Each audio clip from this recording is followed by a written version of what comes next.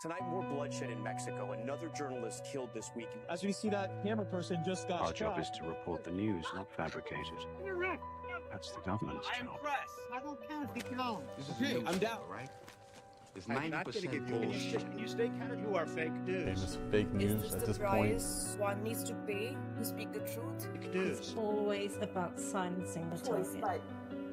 Fuck it, I quit. Voters, especially here in Iowa, before the first contests begin next week. So in choosing topics, we focused on the issues important to Republicans. Let's bring out the candidates now. Please welcome Florida Governor Ron DeSantis.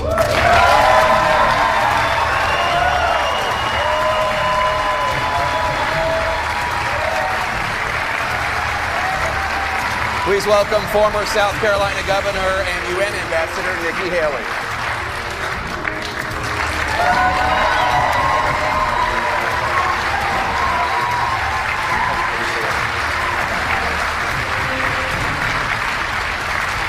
Candidates, please take your positions behind the podiums while we remind you and our audience of the ground rules. Each of you will have 90 seconds to answer questions, 60 seconds for responses and rebuttals, and 15 seconds for clarifications. Timing lights will remind you when time is expiring. We also remind our audience here in the Sheslow Auditorium at Drake University to be respectful so the candidates can hear the questions and can hear each other. Just hours ago, the Republican field narrowed once again. Former New Jersey Governor Chris Christie ended his bid for the presidency. So, with one fewer candidate in the running, let's start with the decision voters here in Iowa are about to face. Governor DeSantis, why should voters who are looking for an alternative to the current frontrunner, former President Trump, vote for you rather than former Governor Haley? Well, to the people of Iowa, good evening. It's great to be in Iowa to have a debate here. Donald Trump's running to pursue his issues. Nikki Haley's running to pursue her donors' issues. I'm running to pursue your issues and your family's issues and to turn this country around. I'm the only one running that's delivered on 100% of the promises that I've made. We've delivered huge victories in the state of Florida, things that Republicans have been asking for a generation. I'm also the only one running that has beaten the left time and time again. We beat the teachers union on universal school choice. We beat Soros on crime. We beat Fauci on COVID. We beat the Dems on election integrity. And I beat the left by banning China from buying land in the state of Florida. Now, Nikki Haley is running.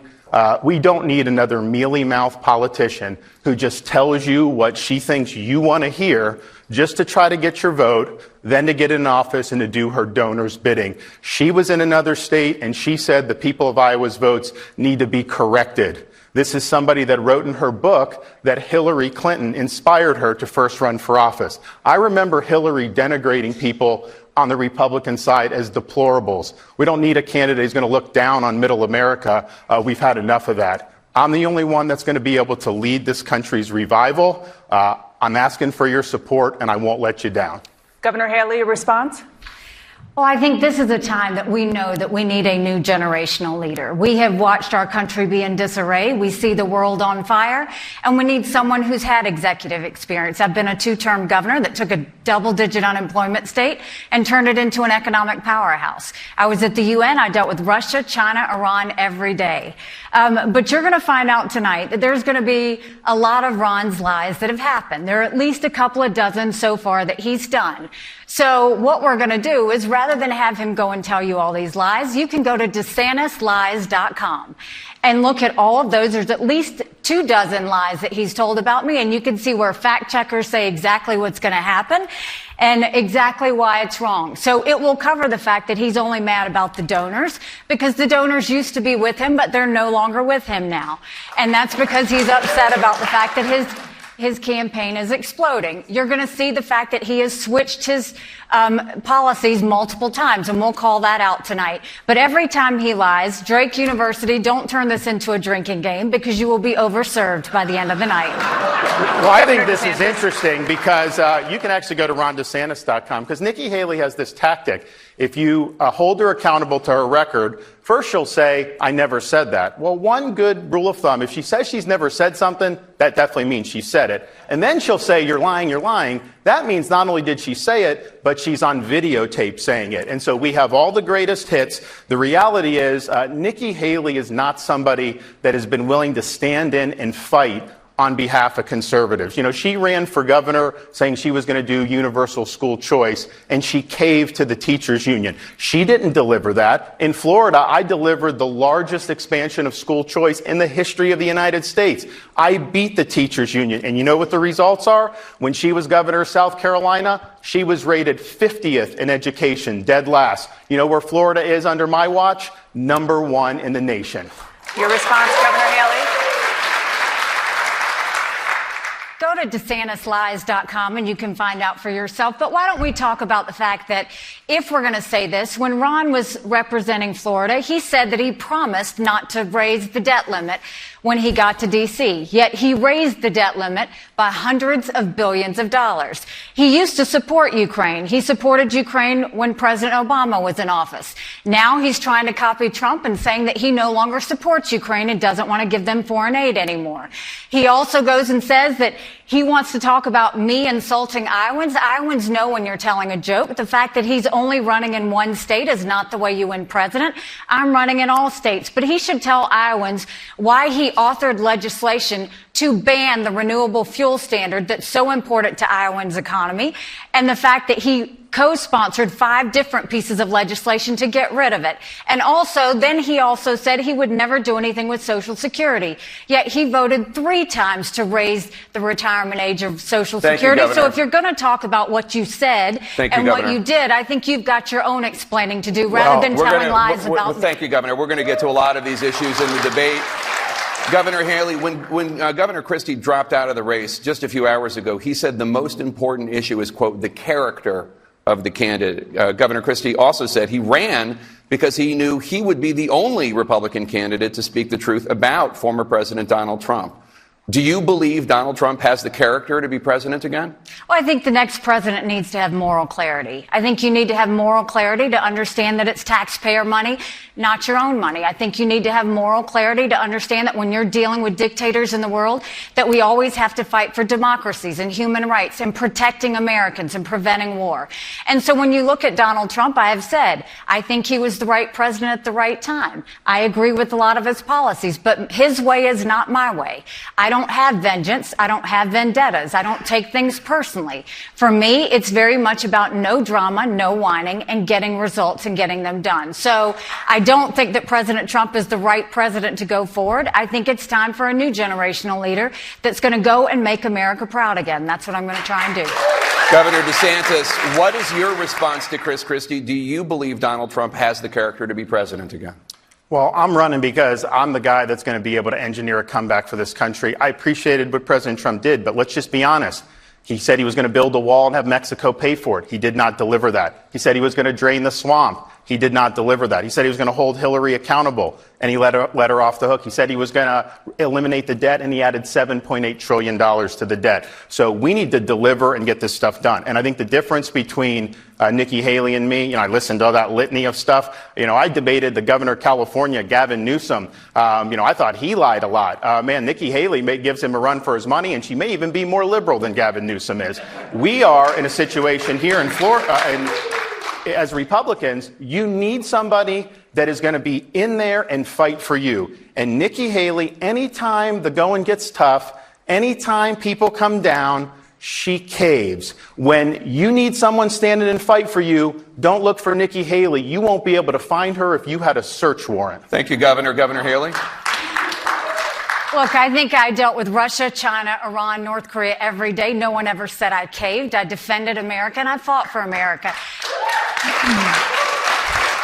But I'll also say this. This is not a time where you have to have pettiness. I wish Donald Trump was up here on this stage. He's the one that I'm running against. He's the one that I wish would be here. He needs to be defending his record. Right now, he's not defending the fact that he allowed us to have $8 trillion in debt over 4 years that our kids are never going to forgive us for. The fact that he didn't deal with China when it came to stealing intellectual property. The fact that they gave us COVID. The fact that they've gone and continued to put up Chinese police stations and continue to threaten our military. He didn't do enough to make sure that we were really standing with our friends and doing some other things. What we need is a leader that's not looking at 4 years and 8 years. We need a president that's looking at 20 and 30 years. Because I want my kids to have a good future. I want them to have one without debt, one where they can read, one with secure borders, one where we have law and order, and one where America is strong. Well, Thank you. With all due respect, for her to single out Donald Trump on China, and look, I think he could have been tougher on him 100%. When Nikki Haley was governor of South Carolina, she was the #1 governor in America for Republicans of bringing China into her state. She wrote a love letter to the ambassador saying that they were a great friend. She's on video saying China's a friend. She had a Chinese business 5 miles from a military base. There's a video of her on the website right in front of a Chinese flag saying that she works for them now. So that was her #1 achievement as governor, was bringing China into the state of South Carolina. So you say you're going to look 10, 20, 30 years down the road? Why wasn't she doing that then when people were raising the red flags about it? In Florida, I banned China from buying land in our state, and we kicked them out of our university. That's what you need to be doing.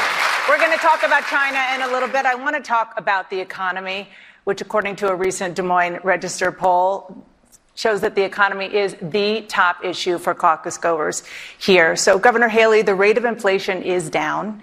Prices, though, are still high, and Americans are struggling to afford food, cars, and housing. What is the single most important policy that you would implement as president to make the essentials in Americans' lives more important? I think we have to acknowledge that Republicans and Democrats have both done this. I mean, the fact that they've done all of this wasteful spending. They did a $2.2 trillion COVID stimulus bill that expanded welfare, that's now left us with 80 million Americans on Medicaid, 42 million Americans on food stamps. That's a third of our country. What I will do is I think it's time we have an accountant in the White House. We have to have someone that respects taxpayer dollars. And we'll start by clawing back $100 billion of unspent COVID dollars that are still out there.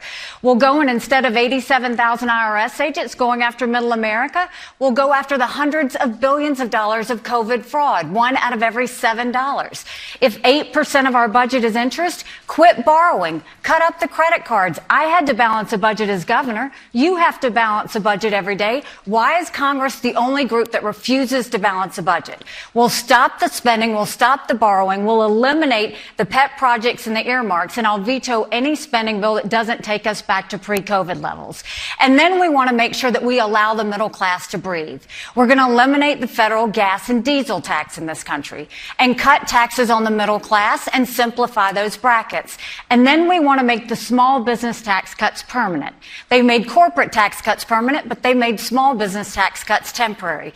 Small businesses are the heartbeat of America. We need to prove it by making those tax cuts permanent. Governor DeSantis, what's your response? How would you make those essentials more affordable for Americans? Well, I disagree with Ambassador Haley. We don't need an accountant in the White House. We need a leader in the White House, and that's what I would bring. I've spoken with Iowans, visiting all 99 counties, and also folks all across this country. The American dream is slipping away. People are working hard. They're getting the most out of their God-given ability. They're doing everything right, and they're falling further and further behind. Trying to afford a new home today, your monthly mortgage payment would probably be twice as much as what it would have been if you were starting out 5 years ago. We have to make the economy work for those folks. Yes, I'm going to battle the spending. In Florida, you look, we have the national debt clock going up to $34 trillion. I see it. If you did a debt clock for the state of Florida, it would be counting down because we've paid down 25% of our state debt just since I've been governor. We're going to open up all energy for production because that will be deflationary. Nikki Haley, when she was governor, she promised she would never do the gas tax. Then she tried to raise the gas tax on hardworking South Carolinians. Here's the thing. We need to fly a flag of bold colors, carrying the banner of putting the American people first, not the pale pastels of the warmed-over corporatism of people like Nikki Haley. Governor Haley, I want to bring you in, but because Governor DeSantis mentioned the gas tax, you do want to eliminate the federal gas tax. And that tax generated approximately $40 billion in 2022 and helps pay for road construction and repair. So how would you fix America's roads and bridges if you take that money away? Well, first of all, bless his heart, DeSantisLies.com. We have never raised a tax. I've never raised a tax at all. I can tell you right. Governor DeSantis, she has the floor. So I can tell you that we killed the gas tax multiple times. But what we said is if you want to raise the gas tax, you have to reduce the income tax by 5 times that amount. They didn't want to do it. We've killed taxes every step of the way. But if he's going to talk about his economy, I think what we should say is, why does Florida have the highest property insurance in the country? Why is it that it is named the American hotspot for inflation? Why is it that his state is now known to have the highest cost of living increases? And why is it that they're saying senior citizens can no longer afford to live in Florida? So that's the first thing I'll say. We don't need him doing that to our country. When it comes to the gas tax, when we eliminate that federal tax, the money is collected in the states and they send it to the feds. The feds attach a lot of strings to it and send it back. 75% comes from the state, 25% comes from the federal government. What they do when they add those strings is they pay for a lot of things that aren't roads, green spaces, sidewalks, all of those things, but they attach strings. I want that money to stay in the states. I want the states to be able to decide how to spend it. I don't want Washington bureaucrats deciding what we need for scenery and green space and all those other things. I want every state, including the state of Iowa, to make the decisions on how they spend their road spending instead of the federal government. Governor DeSantis, your response? Right. She kind of admitted that she did try to raise the gas tax, and she's on video saying this. I know she'll say it. She never said it, but she is. You snipped it. She did. You took a little piece of that. That is not true. She also raised taxes. She raised taxes when she was in South Carolina. That's on the record. And she even proposed a tax on groceries at one point. But I'm just thinking, have you seen your grocery bill lately? That's one of the things that's hitting working people the most, that groceries are going up probably twice as much what you do. But I also think it's important that we lift people up. So in Florida, we eliminated all sales tax on every baby item. Diapers, wipes, strollers, cribs. We want families to be able to prosper in this country. One of the things that's causing so much problem is the breakdown in the American family. We've done a lot in Florida to be able to rejuvenate that, but we need to make it easier for people to raise children in this country so that we can have strong families and a strong country. Governor DeSantis, at a CNN town hall last week, you said you support a flat tax, which is a single income tax rate for every American. Under your plan, would working families pay the same tax rate as billionaires? I would only do it if people are better off than they are now. I mean, I want people paying less taxes. Actually, if you think the last year we have numbers for, the federal government took in the highest percentage of taxes from the economy since World War II. And yet, they're going deep into debt. We have a spending problem in this country. It's not a tax problem in this country. And if you had something that was simple and transparent, not only would that be better for economic growth, it's also better to end the weaponization of government. The IRS has been weaponized against conservatives going back to the Obama administration. I was there for that. No one's been held accountable for doing that. You look at the Federal Bureau of Investigation, the Department of Justice. The weaponization of federal power ends the day I become the president of the United States. There's going to be a new sheriff in town. We're going to restore the constitutional accountability that our founding fathers envisioned when they formatted the Constitution. And, I've talked to folks who have overbearing federal agencies. I mean, you have farmers who have the EPA coming on their farmland because there's maybe a puddle there, waters of the United States. Give me a break. So we're going to reduce the size of government, but we're also going to reduce the scope of government. And in Florida, I've actually delivered on this. Florida has the lowest percentage of state government workers per capita in the country, and the cost of our state government employees is the lowest in the country. No wonder why we're paying down debt while we're cutting taxes for people. That's the way you do it.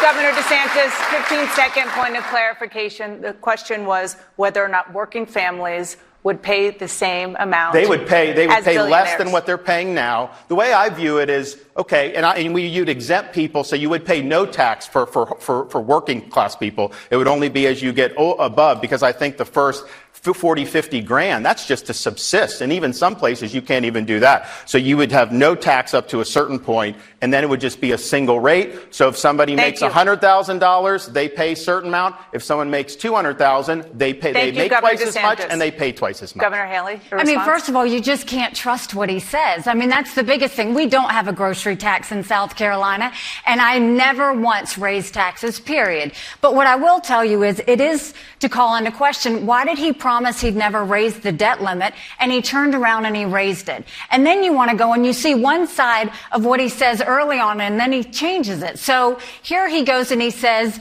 that he is all for energy independence. He wants to get the EPA out of the way. Well, why did he run on the fact that he wanted to ban fracking and ban offshore drilling?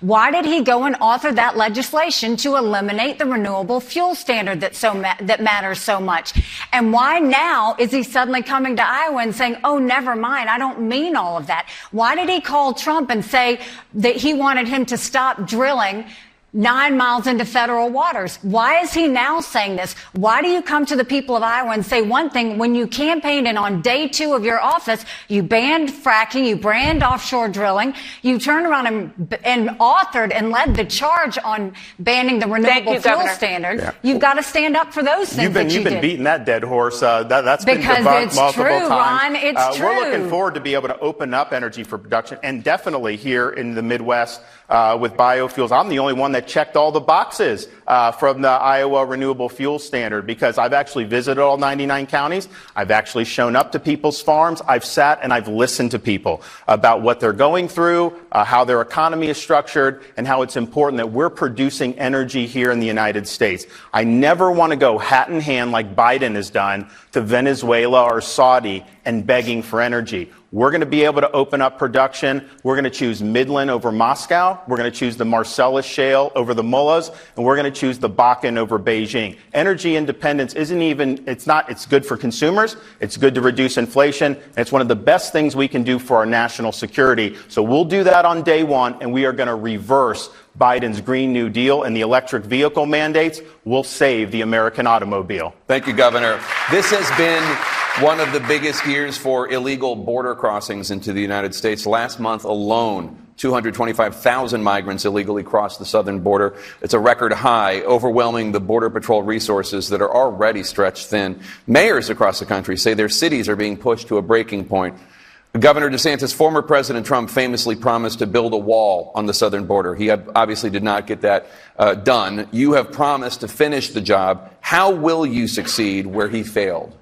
We will build a wall. We will actually have Mexico pay for it in the way that I thought Donald Trump was. We're going to charge fees on remittances that workers send to foreign countries, billions of dollars. We'll build the wall. He also promised record deportations. Donald Trump deported fewer people than Barack Obama did when he was president. Biden's let in 8 million people just in 4 years. They all have to go back. We have to enforce the rule of law in this country. Think about what's happening to our country. Just this week, we saw the news that a school in Brooklyn, New York, had the kids stay home. They were not able to go to school, told you can't go get an in-person education. Why?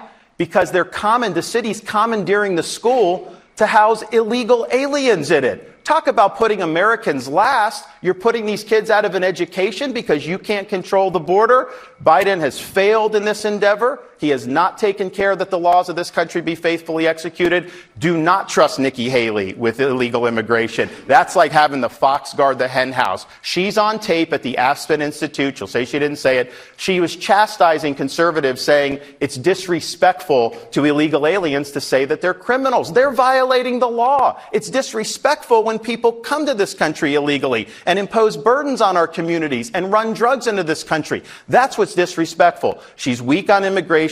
She's bankrolled by people who want open borders, and she said there shouldn't be a limit on immigration. You should work with corporate CEOs. Thanks, Governor. That is pale pastels. That Governor, is warmed over thank you so much. corporatism. So, Governor Haley, Governor DeSantis and also Donald Trump are attacking you for that comment in 2015 in which you said undocumented immigrants should not be called, quote, criminals. At the time, the full context is you said, quote, we don't need to talk about them as criminals. They're not. They're families that want a better life, and they're desperate to get here, unquote. Do you still feel that way? I saw them. When I was at the United Nations, I saw them. That doesn't mean we should let them into our country. I mean, first of all, I will tell you that when I was governor of South Carolina, we passed the toughest illegal immigration law in the country. Obama sued us over it, and we won. We fought Obama on illegal immigration. We fought Obama on migrant kids. We fought Obama on Syrian refugees. We fought Obama on Guantanamo Bay prisoners. I have always said we are a country of laws. The second we stop being a country of laws, we give up everything this country was founded on. But I will tell you, in passing that toughest illegal immigration law in the country, we passed E-Verify, which I want to take national, which is where businesses have to prove that the people they hire are in this country legally. I passed it within 6 months of being governor. Ron didn't pass it for 5 years. He only waited to pass it when he decided to run for president. What we need to do is not just ban a wall. We need to put 25,000 Border Patrol and ICE agents on the ground and let them do their job. We need to defund sanctuary cities once and for all. No more safe havens for illegal immigrants. We need to make sure we go back to the Remain in Mexico policy so that no one even steps foot on U.S. soil.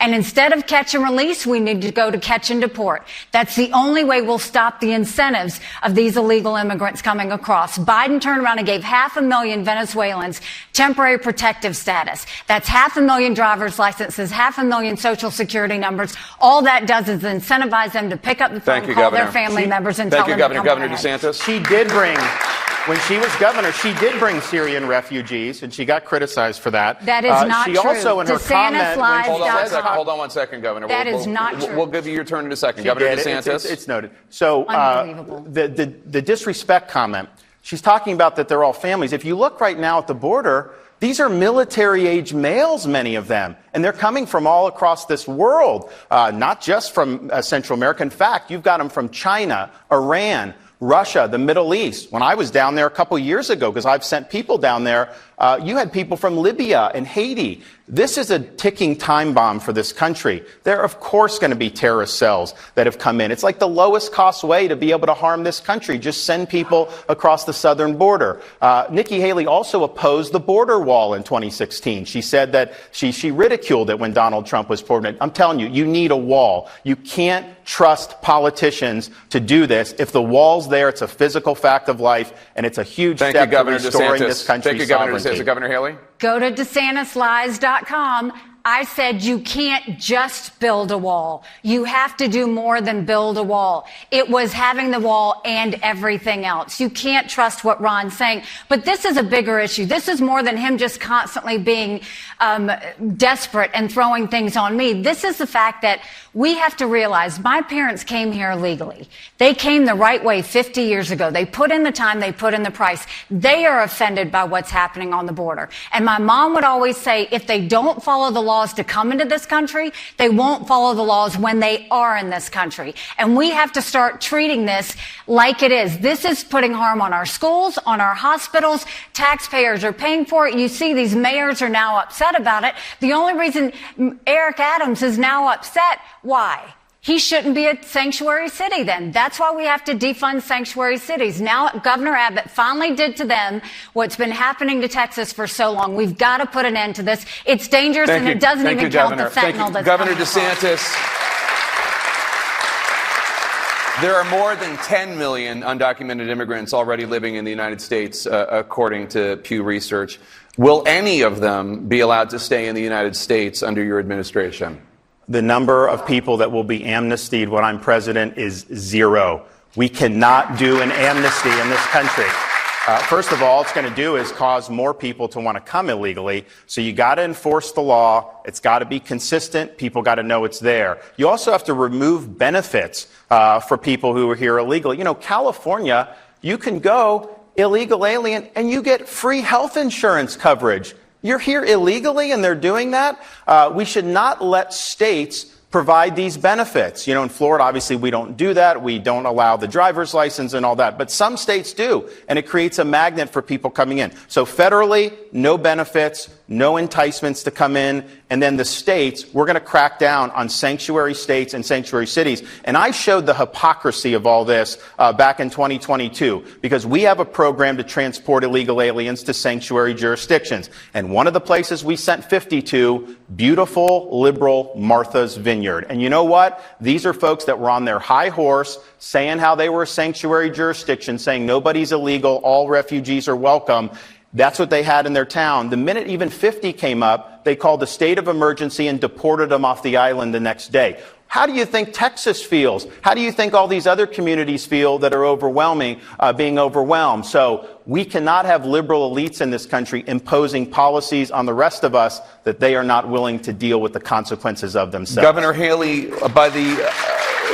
when you're president, will any of the more than 10 million undocumented immigrants in the U.S. be allowed to stay in the country under your administration? You have to deport them. And the reason you have to deport them is they're cutting the line. You've got people who have done this and tried to go through the right way. You can't have them go and jump the line and suddenly do that. And that is actually what will get them to stop coming, is when they do realize they get to the wall and they have to turn around and go back. It's a dangerous process of what happens for them to try and migrate here. But when I was at the United Nations and we had this, which is another reason why we need to have Trump here defending himself and talking about what he would do going in the future, because it's a problem. I was on the ground in Honduras and Guatemala, and what we saw is a lot of the reason why they were coming from there is because of gangs and drugs. And so what we did was we had our military go and train them on how to deal with gangs. We went and put drug boats on the water to keep the drugs from coming. But we said, you have to have them processed from here. You can't have them come. We were able to stop that flow. We've got to go back to do that, but we need to end it once and for all. Donald Trump didn't do that. That's why he needs to be here debating on this stage right now. Governor, thank you. Let's turn to foreign policy. You have expressed different visions for how the U.S. should approach the international conflicts. And I want to start with Ukraine. It's been nearly 2 years since Russia invaded Ukraine, and there is still no end in sight to that war. Governor Haley, you say that this is a, quote, war about freedom that Ukraine must win. Governor DeSantis says, quote, we need to bring this war to an end.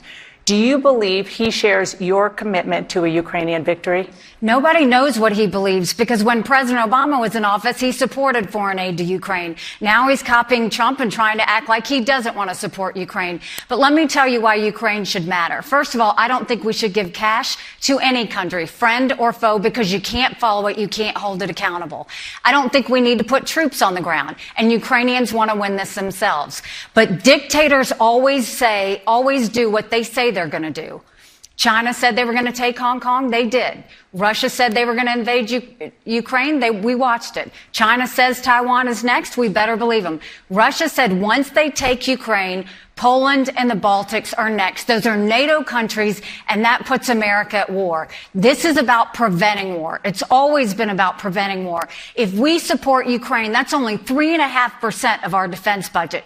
Biden and no one else is telling the American people the truth about that. The Europeans have put in more than that, and they should. It's their neighborhood. But this is a pro-American, freedom-loving country, and we better remember that you have to be a friend to get a friend.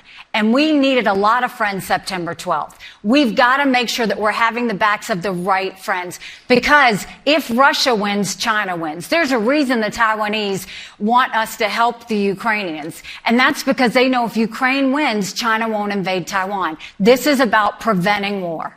Governor DeSantis.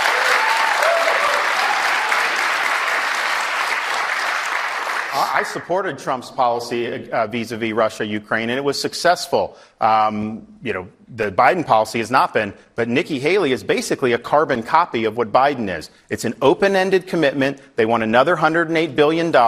They will not tell you when they have achieved their goal, and this is going to go on maybe hundreds of billions more into the future. I think a lot of people have died. We need to find a way to end this because our priorities for national security, of course, the border, which we talked about, and people like Nikki Haley care more about Ukraine's border than she does about our own southern border, which is wrong. But we also have to look at what's the top threat to this country. It's the Chinese Communist Party. We are not doing what we need to do to have adequate hard power in the Indo-Pacific. And here's the thing.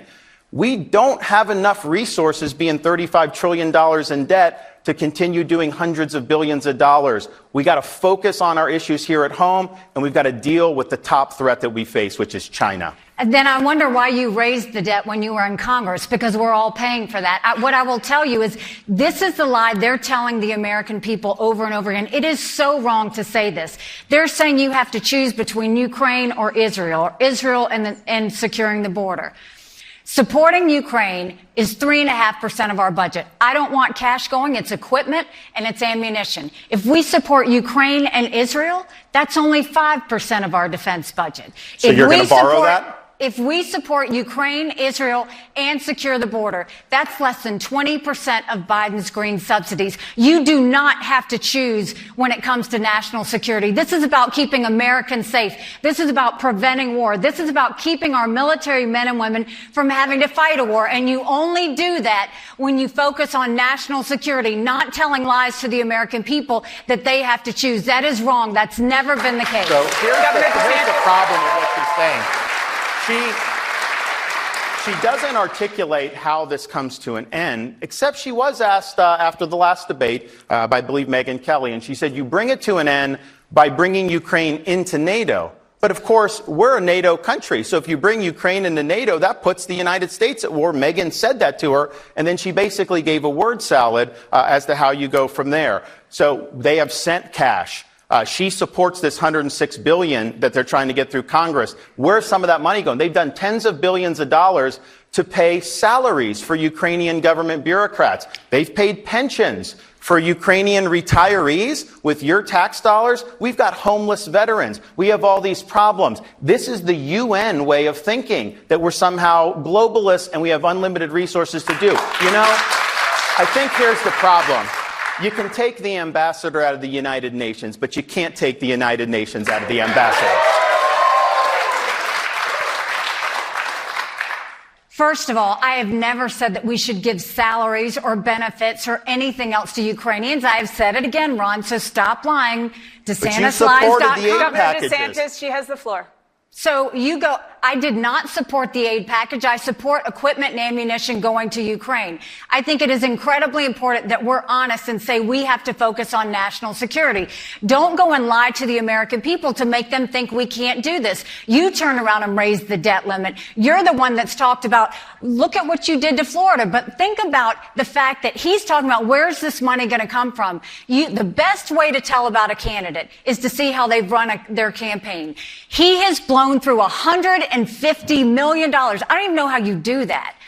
Through his campaign, he has nothing to show for it. He spent more money on private planes than he has on commercials trying to get Iowans to vote for him.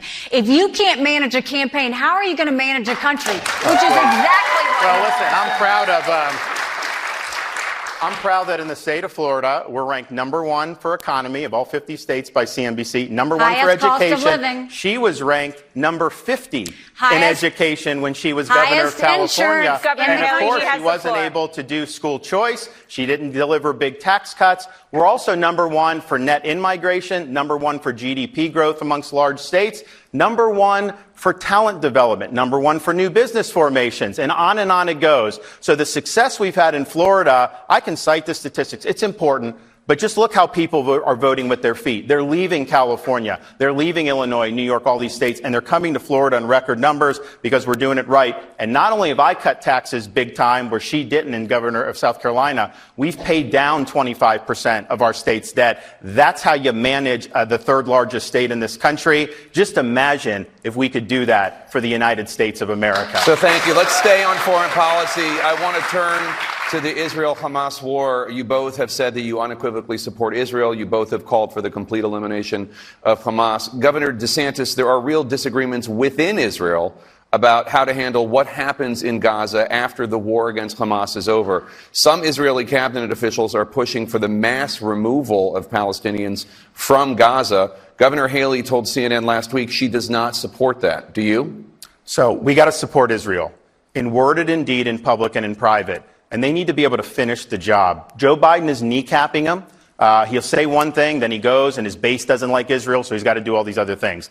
This is a time to recognize that they suffered the most deaths of Jews, murder of Jews, since the Holocaust. Hamas wants a second Holocaust. They want to annihilate the state of Israel. So I think to be a good ally, you back them in the decisions that they're making with respect to Gaza. Look, there's a lot of pluses and minuses with how you're doing this. But for us to be sitting in Washington, second-guessing them, I don't think that's the right way. We also have a disagreement, Governor Haley and I. When she was at the UN, she supported the idea of a two-state solution between Israel and the Palestinian Arabs. The problem with that is the Palestinian Arabs don't recognize Israel's right to exist as a Jewish state. So doing a two-state solution doesn't create something that's going to lead to a lasting peace. It creates a stepping stone for Israel's destruction. So under no circumstances, as president, am I going to pressure Israel to risk their security to do a so-called two-state solution. She was wrong when she embraced that, and we're right to say we trust Israel to make these decisions. They're a good ally of ours.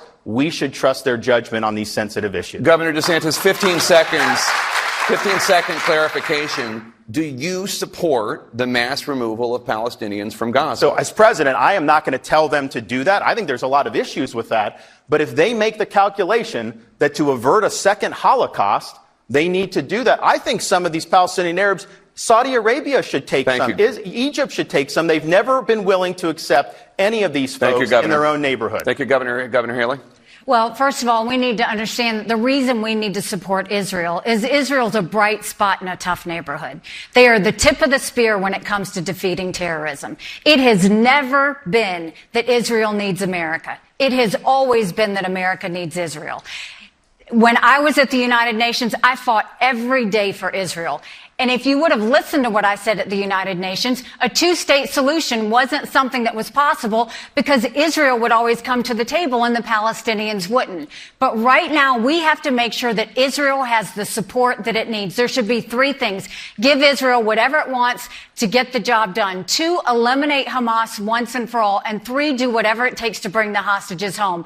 But it's really rich that Ron is going to act like he suddenly cares for Israel when he brought the person to Iowa that's the most anti-Israel Republican in the state, the person that went and voted against Israel's right to exist in Congress, the person that voted with the squad against anti-Semitism on college campuses. Thank you, Governor. And you brought that person to Iowa to go and campaign with you. If that's your friend, Governor I'd hate DeSantis, to see who she's the rest obviously of your referring to friends are. Congressman Tom Massey from Kentucky. Yeah, I mean, that's just cheap garbage. But here's the thing: when the attacks happened against Israel, I knew it was going to be a big deal for Florida. We have one of the largest Israeli American populations in the country, and we've been a haven for Orthodox Jews in particular since I've been governor. And you know what? Biden wasn't helping Americans get out of the war zone. These are people that were stranded. So I did an executive order. We scrambled planes, and we rescued over 700 Americans from Israel and brought them back safely to the state of Florida. You got to step up and you got to lead when things like this are happening. We also have gone after the anti-Semitism on our campuses. We did that early in my administration. You didn't see our college presidents doing some of the things that you've seen. I just announced in the State of the State address yesterday or 2 days ago that we are going to say, and not just for Jewish students, anyone who's having religious being persecuted or being marginalized because of their faith in any college around the country, we're going to waive the transfer requirement so that people can come to Florida and be safe. What they are doing to these Jewish students has been reprehensible, and we're not going to let it happen. So there are... So I'm coming to you. There are growing fears of this war escalating into a broader regional conflict. And Governor Haley, just yesterday, the U.S. Navy shot down 21 missiles and drones fired by Iranian-backed militants in the Red Sea. Iranian-backed militants are now also attacking U.S. and Western interests in Syria and Iraq. Your fellow South Carolinian Republican Senator Lindsey Graham is calling for the U.S. to conduct retaliatory strikes inside Iran. Would you order strikes inside Iran? Well, first of all, notice Ron didn't say anything about the fact that he did bring that most anti-Israel Republican into this state to campaign. He also hasn't told you that the only Republican Jewish state legislator left his campaign because he wasn't dealing with the neo-Nazi marches and wasn't dealing with anti-Semitism properly. When it comes to Iran, what we have to understand, there would be no Hamas without Iran. There would not be Houthis without Iran. There wouldn't be Hezbollah without Iran. And when you look at the strikes that are happening in Iraq and Syria, that is because of Iran. They're pulling the puppet strings. What we need to do is the idea that we've had over 130 strikes on our men and women in Iraq and Syria is unconscionable. We're supposed to have their backs. And Biden has been slow. He's been hiding in a corner and he hasn't dealt with it. We need to go and take out every bit of the production that they have that's allowing them to do those strikes. It's hugely important that we do that. And you can't do that if you have a Secretary of Defense that is in ICU and the president doesn't even know about it. What bothers me is how does Biden not talk to his Secretary of Defense every single day, knowing that we have a war in Europe, a war in the Middle East, that we have our American military with strikes going on them. We've got brain injuries. My husband is deployed right now. As a military spouse, the idea that the Secretary of Defense would not even be in contact with the president, much less in contact with his staff, is unforgivable. Governor DeSantis. After the attacks against Israel, anyone with half a brain knows Iran is behind this. They fund Hamas. They fund Hezbollah. We did a special session of legislature down in Florida. We expanded sanctions against Iran. If we were our own country, we'd be the 14th largest economy in the world. The root of this is Biden came into office and he relaxed the sanctions on Iran. They've had massive amounts of money flooding into their country, just like under the Obama administration. They take that money and they use it to fund jihad around the world. I'm the only one running for president that served in the armed forces. I deployed to Iraq back in 2007, 2008. So I understand what our military goes through. I would never put our troops in harm's way like Biden is doing in the Middle East without defending them with everything they got. If you harm a hair on the head of one of our service members, you are going to have hell to pay. He's leaving them out to dry, and I think it's disgraceful for a commander-in-chief to do that. Thank you, Governor. The CNN Republican presidential debate live from Des Moines, Iowa. We'll be right back after this. Go to CNN.com for real-time debate analysis. Stay with. Wow, this debate is getting interesting, watching what's going on here. Obviously, these people have no clue what they're talking about. This is utterly disgusting. Of course, CNN is trying to flag us for restreaming the debate. But, of course, it's a public interest. So we will be doing it no matter what. Thank you guys for joining us as we're following what's happening tonight. Of course, if you guys have any questions or concerns, please voice them. But I don't think either one of these candidates are anywhere close to becoming a presidential candidate, let's be honest. They may have the interest of becoming a presidential candidate, but not this time. Not 2024. I believe Trump definitely has this Republican seat. Whether the Supreme Court backs him on the decision to stop these states from banning them on the ballot, which I just think is a joke, using a amendment that was made for true insurrection, which never happened. Nobody on January 6th was charged with insurrection, and that's a very vital difference. Being charged with insurrection, if somebody was charged with it, then, you might have a case of insurrection going back and forth. But honestly, I do not see any case where insurrection is actually called by the Supreme Court. So I see Trump being put back on the ballot in all the rest of these countries. He may believe it's a danger to America, whatever your name is, but honestly, that's the best candidate we have. We got to put Biden back in office again. Honestly, where is that going to lead us? If Biden's back in office, where do we end up?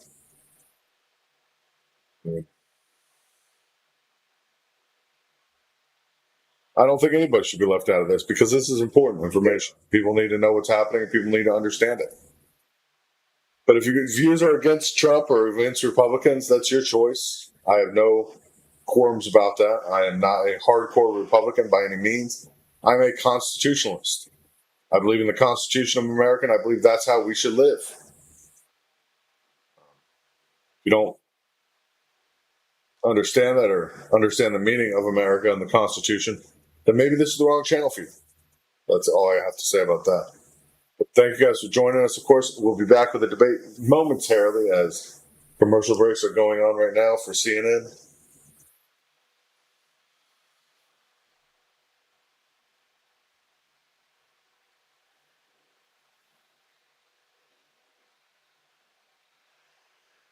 Heard the commentary on this debate yeah, obviously I'm not brain dead. You might have a little bit of issue yourself. But thank you guys for watching. We will be back with the debate momentarily. As you know, we're on a commercial break with CNN right now. Stay tuned.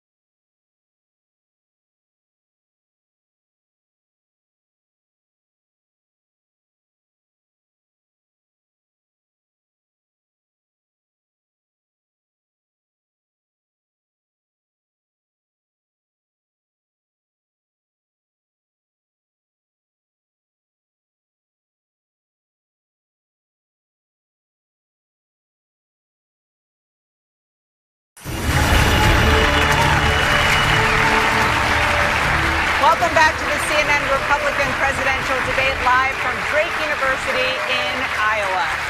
Let's talk about a big question in the Republican Party right now, and that is, what is the role of government, and should it use its power to go after businesses and private entities that take actions that don't align with conservative values? Governor DeSantis, you used your powers in Florida to take on Disney after the company criticized an education bill that you signed into law.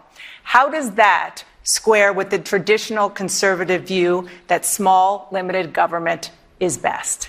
The proper role of government, if it means anything, it's to protect our kids. And I've stood for the innocence of our kids. It is wrong. It is wrong to sexualize the curriculum. It's wrong. And look, my wife and I, we've got a first grader, a kindergartner, and a preschooler. This is something that's important to us personally. It's wrong to tell a kindergartner, like Disney wanted to do, that you can change your gender, or tell a third grader that you're born in the wrong body. So I stood up against, the media didn't like it, the left didn't like it, and Disney didn't like it, and they're the 800-pound gorilla in the state of Florida. Most people, most corporate Republicans would have caved. I stood and I fought for the kids. We took on Disney, and we defeated that, and we won that fight, and our kids are better off. Now, Nikki Haley sided with Disney. She invited them to South Carolina, even though they were involved in transing kids. That is not what we need to do. But I think that's similar. She is representative of this corporatist element of the party. For example, she supported $900 million in subsidies to Boeing when she was in South Carolina. And then when she got out of office, she took a seat on their board, and she made millions of dollars. Then she gave speeches, paid speeches to a lot of Wall Street interests, didn't publish what she said. We don't know what she promised them. And she made millions of dollars doing that. Now they're the ones that are funding her campaign. So we need to stand up for the people, and not bow down to woke corporations. And we know Nikki Haley will cave to the woke mob every single time. Governor Haley, a response? Government was intended to secure the rights and freedoms of the people. It was never meant to be all things to all people. And what we don't need is government politicizing anything. The first thing I'll say is, again, DeSantisLies.com, because I have never said anything related to the transgender stuff he says. I have always fought to protect kids. I've always said that boys need to go into boys' bathrooms, girls need to go into girls' bathrooms, that we shouldn't have any gender transitions before the age of 18. Just like we don't have tattoos before the age of 18, we shouldn't have gender transformation or puberty blockers. But I will tell you that it's really interesting that Ron talks about this Disney, because Disney has been woke for a long time. They were against the immigration situation that Trump was doing. They were against the Paris Climate Agreement when I did it. They were against the pro-life bill in Georgia. Ron didn't have any problem with that. As a matter of fact, he gave them the largest corporate subsidies in Florida history. He had a tech exemptions that he didn't give any tech exemptions to anybody but Disney. Yet when they went and criticized him, he got thin-skinned and suddenly started to fight back. We don't need government fighting against our private industries. We are not woke in South Carolina. I will always invite businesses to come to South Carolina. But the one thing you don't do is government doesn't bully our businesses, and that can't happen. And Ron is determined anybody that offends him, he goes after them, and he'll use government. She just said she's always fought to protect kids, but when she was governor of South Carolina, they had a bill to protect girls from men going into the bathroom. She killed it, and she's bragged about it for years that happened. She didn't stand up and fight the kids. She caved to the Chamber of Commerce and the corporation. She said she's against the surgeries for minors. That wasn't what she said this summer. She was asked about it. It's on video, and she said the law should stay out of it. I criticized her in the last debate. She took a lot of heat. So then she's flipped and said that there now should be the law involved. She said she supports a federal law. I'm glad she's come to the right thing. But here's the deal. It goes back to that young kid in the town hall that she had, where he said, Nikki Haley, you are the new John Kerry. You're for it before you are against it.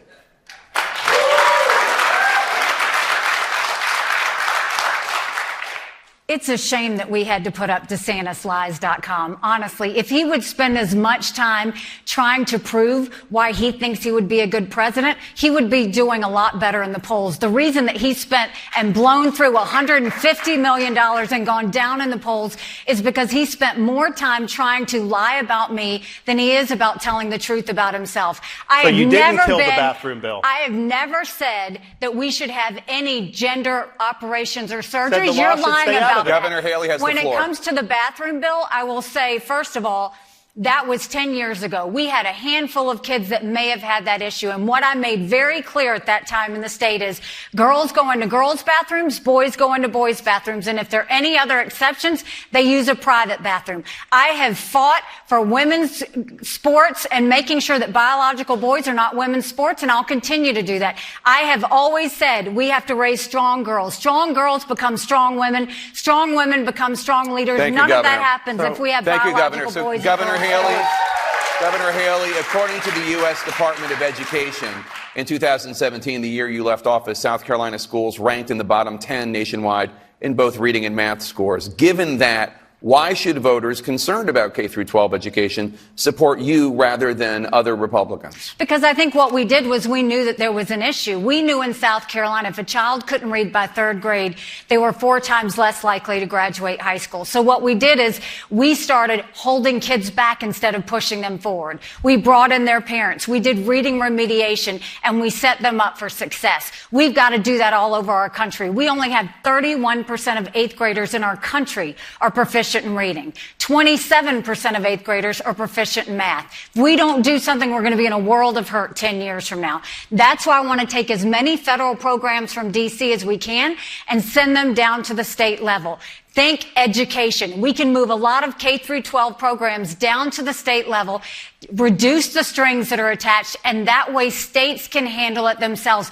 People in Iowa know best what types of education they need. Secondly, parents should decide what types of education their children get, what mode of education.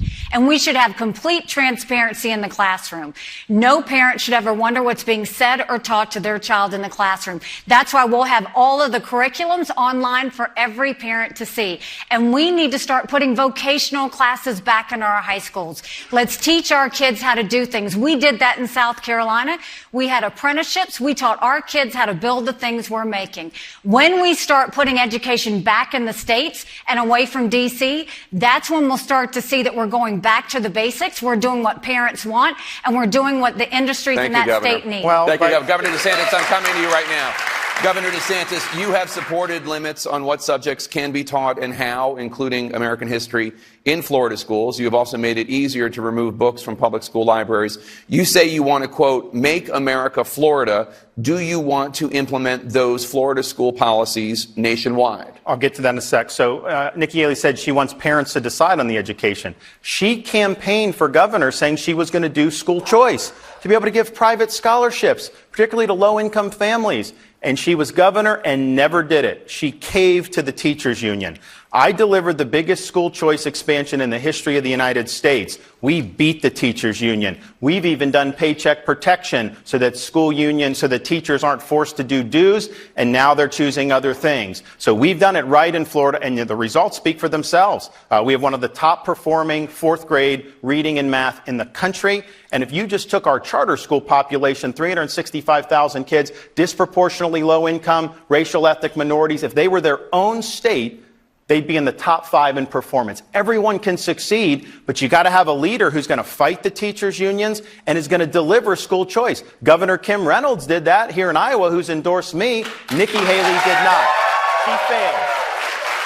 And if she can't do it in the reddest state in the country of South Carolina, how are you going to be able to succeed in Washington, D.C.? Now, in terms of what we've done, we believe in empowering parents. And there's certain standards about what's age and developmentally appropriate. It's wrong to have pornographic materials in 4th or 5th grade. And you know what's happened? They'll go to school board meetings all around the country. They'll start reading it, and they say, oh, no, it's too graphic. You can't read it here. You can't put it on the 6 o'clock news. Well, if it's not appropriate in a school board meeting and you can't put it on the 6 o'clock news, why are you jamming it down the throats of a 4th grader? So, Governor, just the point of clarification.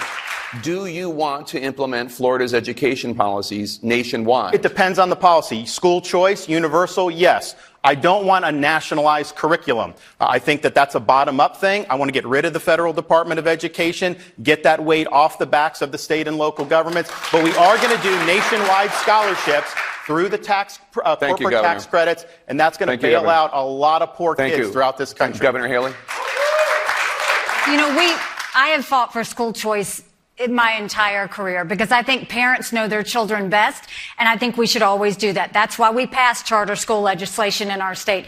That's why we empowered homeschoolers in our state. That's why we changed the funding formula so we lifted up challenged areas without bringing down the wealthy areas. We wanted school choice. I had a Republican legislature that wouldn't do it, but we pushed hard to get that done. That doesn't mean that we shouldn't do it across the country, but what we have to do is we have to make it state-centric. We've got to get these programs down to the state level. We've got to let the focus be on teachers. Teachers right now have to be the guidance counselors, the pastors, the nurses, and everything in between. And oh, by the way, they have to teach to a test. That's not what teachers want. Teachers want to do what they were taught to do. And that means math, science, reading, history, English, arts. That's it. Schools can't be all things to all kids. They need to let the parents parent. They need to let teachers teach. And we need to go back to the basics in education so we get our kids. Thank you. That is the problem, though. That word salad is the problem. Governor DeSantis. She says she's always supported school choice, and she failed to deliver. She blames other people. Leadership is about getting things done. Stop making excuses. Make it happen. If leadership's about getting things done, how did you blow through $150 million in your campaign and you were down in the polls? So here's you are not a manager. No, now I'm going to say. I think it's very instructive about how Nikki Haley sees the world. I think I have the floor. Political advertising DeSantis, like that's as important as the kids and their education. What is more important here? She's saying somehow that that's not as important. It's Governor Haley's time. Go ahead. I think I hit a nerve. What I will tell you is, look, if you can't manage a campaign, it's been a revolving door of political people in and out of his campaign. You've heard of campaign people going to blows with each other because they can't all agree. $150 million, and he spent more on private planes than commercials. I flew commercial. I stayed in residence inns. We went and saved our money. We made sure we spent it right, because you have to understand it's not your money. It's other people's money, and you have to know how to handle it. If he can't handle the financial parts of a campaign, how's he going to handle the economy when it comes to the White House? And he goes and he has been demeaning me over and over again, telling lies, DeSantisLies.com, because he thinks it makes him look bigger. But in the one basic thing, you've campaigned for president in one state, you're invisible in New Hampshire, you're invisible in South Carolina, you're in 5th place, you've got $150 million, and you've gone down in the polls in Iowa. Why should we think you can manage or do anything in this country? Thank you. Governor DeSantis. This is a great window into leadership, because she's focused on a lot of political process stuff, things that no voter cares about, and she couldn't tell you why she failed to deliver school choice to people in her state after she promised it. So she says somehow that is the indicative of, no, leadership is about producing results. We've produced the results in Florida. We did universal school choice. We've cut taxes. We banned sanctuary cities. On and on down the line, everything I promised I delivered. She doesn't have a rationale for why she couldn't get it done. That is poor leadership. You look at me, everything I promised I would do, I've delivered, and you can expect nothing less when I'm the president of the United States. We're gonna move on now. I need to respond to that. Go ahead. So you want to talk about leadership, and he wants to go and demean and put down. Let me tell you what leadership is. Leadership is the fact that I went into South Carolina that had 11% unemployment rate. Leadership is the fact that we turned it into an economic powerhouse, building planes, building cars, building tires. We were named the Beast of the Southeast. We moved the 11% unemployment down to 4%. We announced jobs in every county in the state. We moved 35,000 people on welfare to work. We changed our prison system to where we now have the lowest recidivism rate in the country. We passed voter ID. We passed tort reform. We did pension reform. We paid down our debt. We cut taxes. We made sure that people were proud again. We did E-Verify in the first 6 months, not 5 years like Ron. So don't go and pick on school choice and say that that's leadership. Okay. When I got to the UN, we cut $1 billion off the top, and we took the kick me sign off of our backs, and America was respected again at the UN. I know what leadership is. We're moving on to a topic, governors, that both of you have made central to your campaigns, and that is China. Governor Haley, American farmers were hurt by former President Trump's trade war with China. As a result, his administration paid out $28 billion in subsidies to farmers. You have vowed to be even tougher than Donald Trump on China. If your trade policies also end up hurting America's farmers, are you prepared to cut a check just like he did? Well, that's why Trump should be here on this debate stage. He should have to defend it. So first of all, I've said China is our #1 national security threat. I fought them every single day at the United Nations. I know what they're capable of. The first thing we have to do is we have to make sure we stop selling them any land and we take back the land they already purchased. We need to go to our universities and we say, you either take Chinese money or you take American money, but the days of taking both are over. We need to stop all of the technologies that are going to China. Biden approved 70% of them. Trump approved even more than that. We have to tell them we're going to end all normal trade relations with them until they stop murdering Americans with fentanyl. And we need to make sure we build up our military.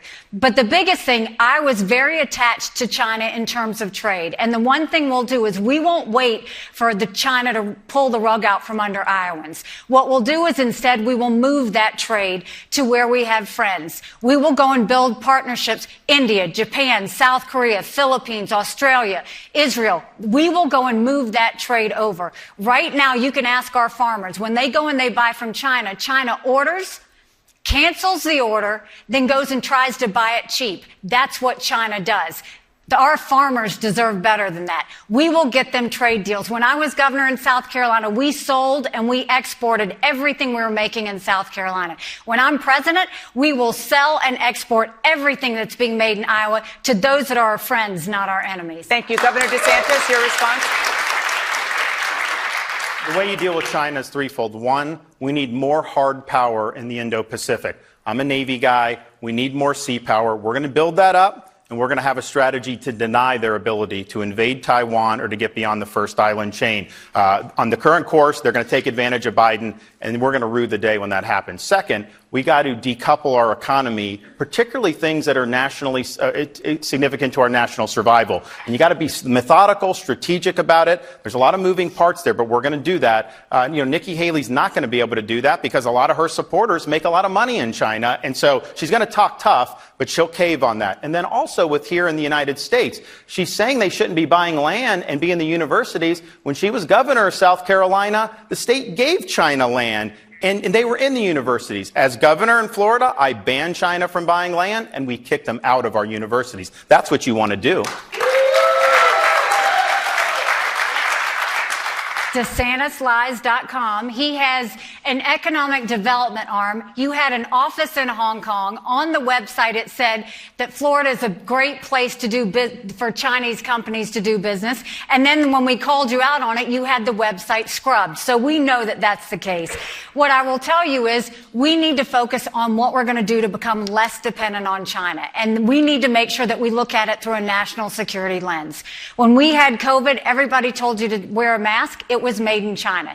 They told you to take a COVID test. You turned it over. It was made in China. If you go down the drugstore aisle, all those medicines are made in China. We need to make sure we're getting medicines made here, or we need to get it from our friends so that we're not in any way threatened. But I'll tell you, Ron continues to sit there and talk about China. He has done expansions in China. His biggest donor that is backed by China gave them $340,000. So don't go and talk about donors and money. Go to DeSantisLies.com and we'll tell you all about it. I know your record hurts. I know your record hurts in China. My record doesn't hurt. You're talking the opposite of what you did. You made a big effort to bring them into the state. They had land near a military base. You were in front of the Chinese flag saying you worked for them. You wrote a love letter to the ambassador. That's well documented. You were the number one Republican governor in the country. And even people that on the media who are hostile to me, they say they can't find one instance of me as governor recruiting a Chinese company because I haven't done it. It's not been part of that. And the Enterprise Florida, we actually eliminated. So here's the thing, though. She's backed by companies like BlackRock. She's backed by major companies on Wall Street. They make a lot of money in China. There's a reason why you're in the mess you are in terms of trying to deal with the inflation and everything, because the elites in this country have sold out the middle of the country for China. She is part of that now, and she's not going to stand up for you. Governor DeSantis, I want to ask about something that you mentioned you've been talking a lot about on the campaign trail, which is decoupling the U.S. economy with China's. China is a top supplier of goods to the United States. The U.S. sells more than $150 billion of goods to China every year. Is it really possible to sever economic ties without inflicting major pain on American business and American consumers? Sure it is, and it's something that you got to be strategic, you got to be methodical about, you got to focus on the things that are of national significance. For example, I don't think it's a good idea that the pharmaceuticals come from there, things for our military weaponry, all these important things that if we got into a worldwide conflict, we're going to ask China, who may be on the other side of that, to continue doing that. So you got to be smart about it. You got to recognize that you're going to have to do some incentives here in this country, tax incentives, regulatory incentives, but I want to make things here again. I look around the country, there's parts of Iowa that have been hollowed out, particularly in the eastern part, and I've talked to folks and seen what that did for the community. We were sold a bill of goods by a lot of elites in this country that somehow putting China in the WTO and granting a most favored nation status was going to lead to our manufacturing exporting a bunch of stuff there. Instead, they've gobbled up so much more manufacturing. I don't think you can be a first-rate power unless you have a very strong industrial base. So we're going to do that here. We're going to work on workforce education. Not everyone needs to do a 4-year brick and ivy university. That's not the best way or only way for people to succeed. We're going to do skilled trades. We're going to do vocational. We've done that in Florida. It's going to be a really, really big thing. But I just think the middle of the country has to have those good paying jobs. And we can't put the interests of some of the people on Wall Street over the interests of Americans on Main Street. Let's move on to Social Security. According to the Social Security Administration, Social Security will be unable to pay full benefits in a decade if no action is taken. Governor DeSantis, you have said that you're not going to, quote, mess with Social Security, unquote. Does that mean you have committed to never raising the retirement age and never cutting benefits? So all seniors out there, promise has been made to you. You've paid into this. Every single paycheck that you've had your entire life, they've taken money out of. And that promise needs to be fulfilled. So that will happen when I'm president. Of course, I have a lot of seniors in Florida that depend on Social Security. I know many of them.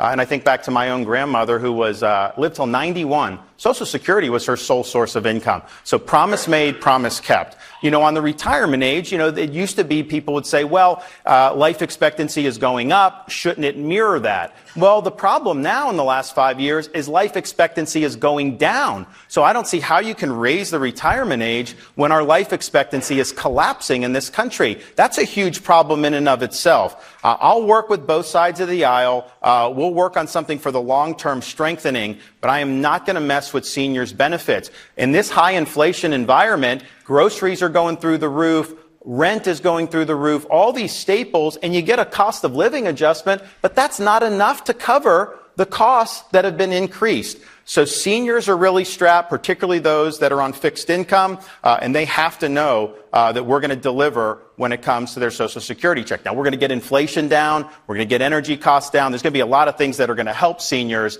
but I think seniors should know promise made will be a promise kept. So just a point of clarification, 15 seconds.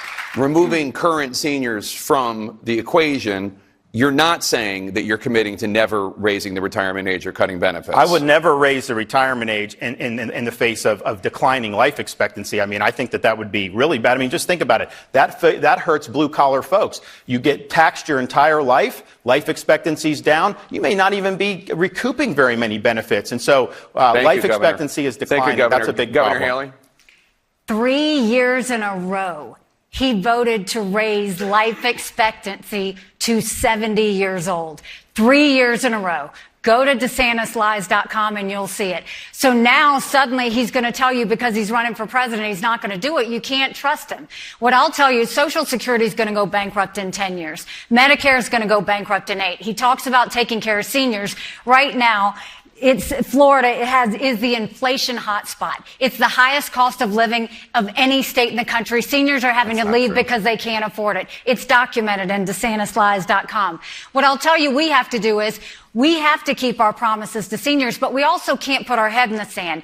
For those like Ron saying they're not going to touch Social Security, that means they're going to leave after 4 or 8 years and leave it bankrupt? No. What we do is we go to those in their 20s and say we're going to change the retirement age to reflect life expectancy. Instead of cost of living increases, we do increases based on inflation. We limit benefits on the wealthy. Thank you, Governor. And we expand Medicare Advantage plans, which seniors love. Thank you, That's Governor. how we'll deal with making sure they have it. Reducing the benefits, when you do the change in calculation, reducing the benefits. So let's just put this in perspective.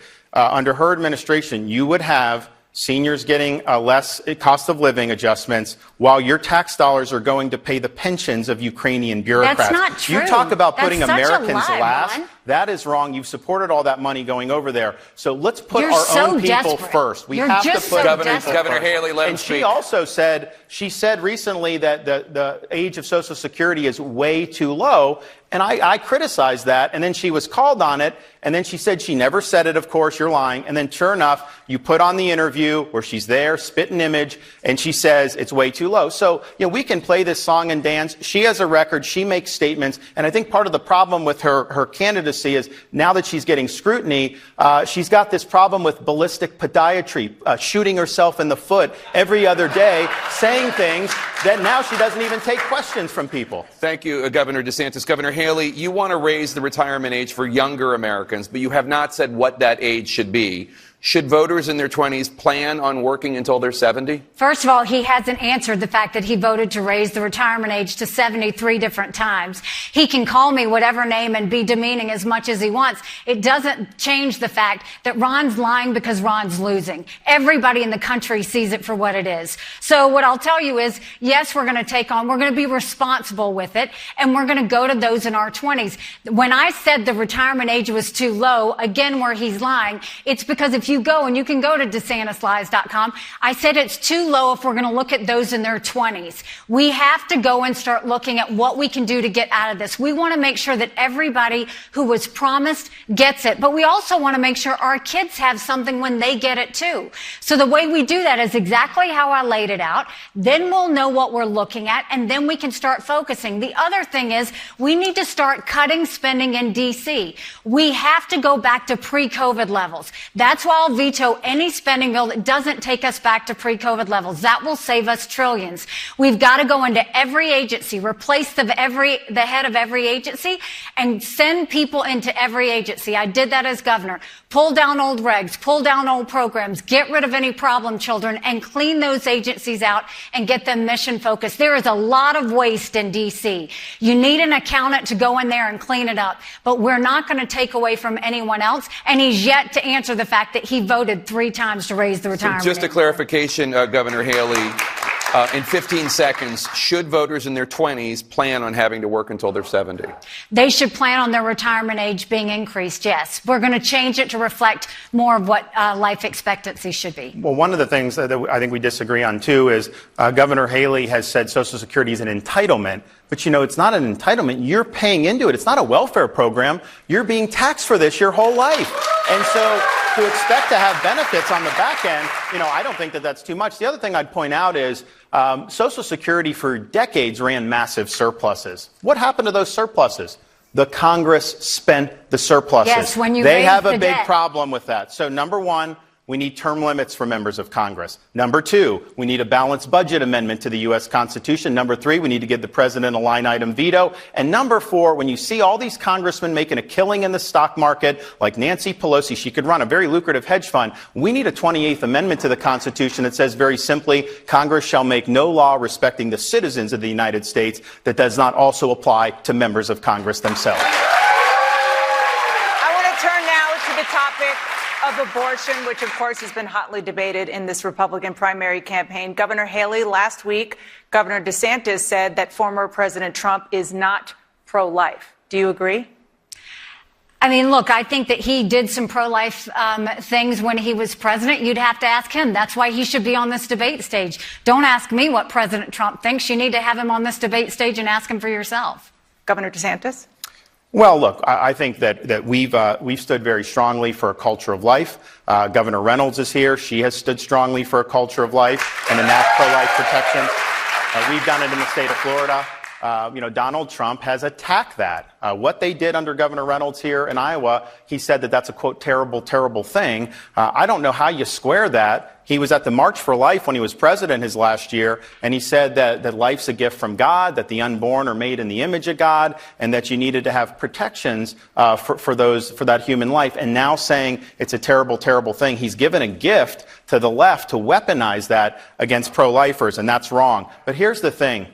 Republicans need to do a better job of lifting up folks who are having children. It's very difficult to raise kids in this environment. You need to help with medical care. You need to help with affordability, and we need to help with education choice. You got to be pro-life for the whole life, and you got to have some compassion for what is going on in this country. Thank you, Governor. Thank you, Governor. Oh, I'm sorry. Go ahead. Governor, yesterday in Iowa, you criticized Governor Haley on this issue of abortion. You said she's, quote, indulged in left-wing tropes and chastised pro-lifers. Do you believe Governor Haley is sufficiently pro-life? I think she's been confused on the issue. I think she's trying to speak to different groups with different things. But when she says things like pro-lifers need to stop talking about throwing women in jail, that's a trope. No one I've ever met thinks that that's something that's appropriate. These women are in vulnerable situations. They don't get any help a lot of times from these fathers who, don't want to be there supportive. A lot of times they don't have resources themselves. So it's a very difficult situation. And we've got to have compassion for those situations. But I think when she starts bringing that in, that's using the language of the left to try to attack pro-lifers. So I think that is wrong. But at the end of the day, I do agree with her on this. Donald Trump should be on this stage. He owes it to you here in Iowa to explain this change he's had in his positioning, to explain why he has a tough time saying whether a man can become a woman or not, to explain why he wants to build a $1 billion plus big, beautiful new FBI building right in the heart of the swamp in Washington, D.C. He needs to explain why he didn't build the wall and why he added $7.8 trillion to the debt. Every candidate needs to earn your vote. Nobody's entitled to your vote. And he comes in here every now and then, he does his spiel, and then he leaves. I've shown up to all 99 counties because it's important. You're a servant of the people. You are not a ruler over the people. And that's the type of president that I will be for you. Governor Haley, your response? I didn't hear the criticism from Ron about me for being pro-life, but I'm not surprised. It's something that he does all day, every day. I am unapologetically pro-life, not because the Republican Party tells me to be, but because my husband is adopted. And I've got my two sweet children sitting in front of me, and I had trouble having both of them. These fellas don't know how to talk about abortion. I have said over and over again, the Democrats put fear in women on abortion, and Republicans have used judgment. This is too personal of an issue to put fear or judgment. Our goal should be, how do we save as many babies as possible and support as many moms as possible? That's what we're going to focus on doing. We're not going to demonize this issue anymore. We're not going to play politics with this issue anymore. We're going to treat it like the respectful issue that it is.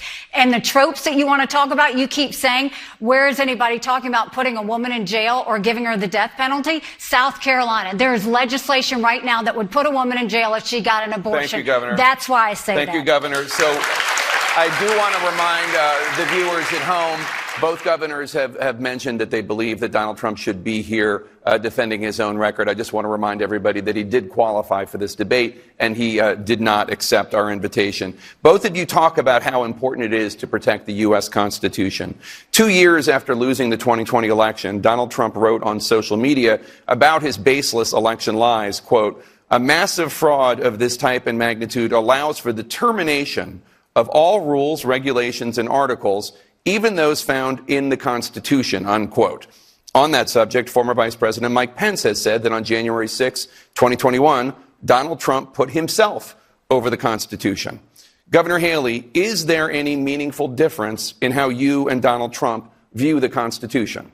I mean, look, you take an oath to the Constitution, and I think what you're seeing is Donald Trump basically said that the election was stolen. He went on and on talking about the election being stolen. He said that January 6th was a beautiful day. I think January 6th was a terrible day, and we should never want to see that happen again. And I think we have to always be strong on the fact that, look, we want fair elections, and we saw some discrepancies in those elections in 2020 that should be concerning. That's why I passed voter ID in South Carolina. That's why I think when absentee ballots go out, you should be able to verify signatures. That's why I think ballots need to be counted on Election Day, and you should get results on Election Day.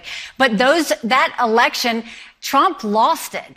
Biden won that election. And the idea that he's gone and carried this out forever to the point that he's going to continue to say these things to scare the American people are wrong. We've seen a lot of states come together and do more election integrity bills. We need to do more than that. We still have 3 or 4 states that I'm worried about that don't have that. But at the end of the day, I will always defend and fight for the Constitution. That's what we should do as Americans. I think what happened on January 6th was a terrible day, and I think President Trump will have to answer for it. So just a clarification, Governor. Is there any meaningful difference in how you and Donald Trump view the Constitution? Well, I mean, I think that he says January 6th was a beautiful day. I don't think it was a beautiful day. I think you look at that. He thinks that he could go and bring in the fact that he wanted to change what the states did, the fact that he wanted to overturn the elections in D.C., those votes happen at the state level. You don't ever allow in D.C. for those votes to be changed at the federal level. Governor. States' rights matter. Thank you, Governor. Governor DeSantis, is there any meaningful difference in how you and Donald Trump view the Constitution? My role model for how to do the Constitution is George Washington. He said, "The Constitution is the guide that I will never abandon." And I remember when I took an oath to be an officer in the U.S. Navy, you raise that hand, you put that left hand on the Bible. And it's interesting, the oath doesn't say that you're going to defend the shores of the United States or engage in military conflict. The oath simply says that you will support and defend the Constitution of the United States. As President of the United States, you will preserve, protect, and defend the Constitution of the United States. You can't just terminate the Constitution. I mean, I know he does, word vomit from time to time on social media, but obviously I will uphold the Constitution. And I think it's fine to criticize Donald Trump, and I know the media brings this up a lot. But you know who else deserves to be criticized? The people that violated the Constitution during COVID to lock people out of schools, to destroy businesses, to force masks on people, to try to force vaccines. I'm going to bring a reckoning to all these agencies, the CDC, the NIH, the FDA. They harm people in this country. And when Dr. Fauci said there was no learning loss for kids, that's a disgrace. Thank you, Governor. There's a reckoning coming. So let's talk about how you view the powers of the presidency, because your opponent, Donald Trump, was in court yesterday for a hearing on presidential immunity. And Governor DeSantis, I'm wondering if you agree with the argument that Donald Trump's lawyer made in court that a president should have immunity for any conduct in office, including, as the judge asked, ordering the assassination of a political rival, unless the president gets impeached and convicted by the Senate for the offense first. Well, obviously, that attorney gave the case away on that explanation. I think the D.C. Circuit is going to rule against Donald Trump on that issue. I'm not exactly sure what the outer limits are. I don't think it's necessarily been litigated. It's not going to be an issue with me because I'm always going to follow the Constitution, and we're going to uphold the best traditions of the office. And I'm going to be a president you can be proud of. I think it's important that people be able to look to the president and say, hey, that's somebody that's worthy of emulating. And so my wife and I, we just view ourselves to try to do well for our kids and to make sure they're proud of us, and we set a good example. So that's what we would do in that situation. But I think there's a larger issue Republicans have got to think of it. Donald Trump's going to lose that appeal. He's going to end up going to trial in front of a stacked left-wing D.C. jury of all Democrats. What are the odds that he's going to get through that? And that's not even talking about the validity of the charges. I don't think he gets through that. And so what are we going to do as Republicans in terms of who we nominate for president? If Trump is the nominee, it's going to be about January 6th, legal issues, criminal trials. The Democrats and the media would love to run with that. I'm not running for my issues. I'm running for your issues. We need to make this election a referendum on the failures of Joe Biden, the failures of the Democratic Party, and how we have the formula to engineer a great comeback for this country. That's what I would do. Thank you, Governor. Governor Haley. Governor Haley, your response? I'm sorry, I didn't hear the question. The question was, do you agree with the argument Donald Trump's lawyer made in court that a president should have immunity for any conduct, including in ordering the assassination of a political rival, unless that president is impeached and convicted by the Senate for that offense first? No, that's ridiculous. That's absolutely ridiculous. I mean, we need to use some common sense here. You can't go and kill a political rival and then claim, immunity from a president. I think we have to start doing things that are right. And, Ron said we should have leaders that we can look up to. Well, then stop lying, because nobody's going to want to look up to you if you're lying. But what I do think we need to look at is, what has President Trump done? You look at the last few years, and our country is completely divided. It's divided over extremes. It's divided over hatred. It's divided over the fact that people think that if someone doesn't agree with you, that they're bad. And now we have leaders in our country that decide who's good and who's bad, who's right and who's wrong. That's not what a leader does. What a leader does is they bring out the best in people and get them to see the way forward. That's what we need in our country. We don't need this chaos anymore. We need someone who's going to be a new generational leader that brings sanity back to America. Thank you so much. The CNN Republican presidential debate live from Drake University. We'll be back right after this.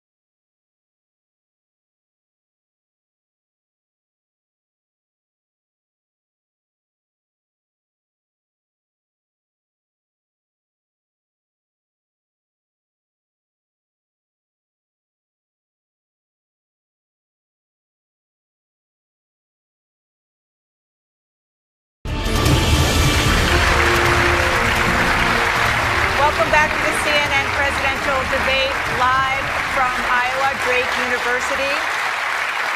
Let's start this with health care. Neither of you has released a detailed health care plan, so we want to give the voters here some insight into specifics of what you might do as president. Governor Haley, as governor of South Carolina, you chose not to expand Medicaid under Obamacare. 40 states, including this one where we are in Iowa, did expand Medicaid, covering more than 18 million Americans. As president, would you allow those states to keep their expansions in place? Well, the first thing is we have to look at the fact that how can we be the best country in the world with the most expensive health care in the world? And so the way we're going to deal with it is we're going to open it all up. From the hospitals to the insurance companies to the doctor's offices to the pharmaceuticals to the PBMs, make them have to show us everything. Because right now, I can tell you, we take care of my parents. They're 87 and 90. My dad is in the hospital right now. When my mom was in the hospital, a nurse came up to her to give her a couple of Tylenol. And she said, I don't need them. And she said, honey, you might as well take them because you're going to pay for them anyway. When we got the bill from the hospital, no one talked to us about that. Right now, you have insurance companies and hospitals deciding what it is for us. We're going to take the patient out of the back seat and put them in the driver's seat. We're going to make sure that just like when you get your car fixed and you go and they say we can give you a temporary fix and it'll cost this much money, or we can give you a permanent fix and it's going to cost that much money. We're going to go and make it transparent so that we can see everything so that they have to show us their warts. The second thing is we're going to pass tort reform around this country. I did that in South Carolina. Doctors don't give you those 10 tests because they want to. It's for the 90% chance they'll get sued. And then we're going to go and eliminate certificate of need in this country. I did that in South Carolina as well. That basically says if you have a hospital here, you can't have another hospital for X number of miles. They do the same thing for surgical centers, for nursing homes. We're going to put competition back in healthcare so that healthcare is fighting for the patient. That way services go up and costs go down. Governor Haley, just a 15-second point of clarification.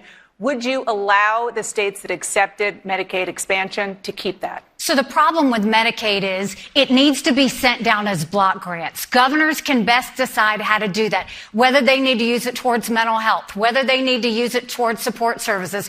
Right now, I would send all of that down to the states. The problem is they're only sending a small portion of it. They need to send more of that so that states can better take care of it. Governor DeSantis, your response on whether you would allow Iowa and the other 39 states who accepted Medicaid expansion to keep it?